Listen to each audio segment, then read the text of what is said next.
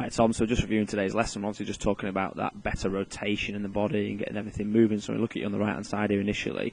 Generally just your arms doing the work, so the arms picked it up, no real turn in your body, hips have stayed very square and level. So as we bring it back down, it's generally just your arms just chopping back down their own, so the body did very little until after the shot. So when we look at that from down the line there was a lot of waving about the club face. It went all over the place and really became very difficult to get it into a consistent position on the way down there. So if you look at it in comparison to that on the left-hand side here, so this was obviously doing the one-handed drill. We had you just taking that movement away, getting that body rotating with it.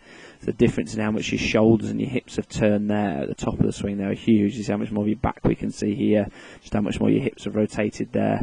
So just really keep working on getting that one-handed drill, get that feeling of the body and your left shoulder leaning at all, so you get that big turn into it. So it just becomes a lot simpler movement. So the body leads everything, everything gets turning back. So when we look at that later on in comparison with an actual shot, huge difference. As the club winds up to the top of the swing there, we get that big rotation initially, hips and body turn. So the difference at the top of the swing there between these two is huge. So we wind it back down, the hips then turn back and the body turns back through the shot there.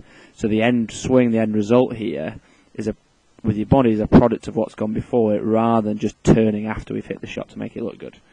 Big difference, mate. So we have a quick look at that from down the line there. So we wind up to the top with that initial one-handed drill, so left shoulder leading, it becomes a simpler movement up to the top there.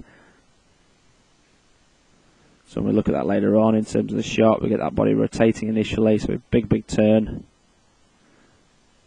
then big turn back through it. So well done today, mate. Keep working on it, keep practicing on it, and we'll go from there, so take care.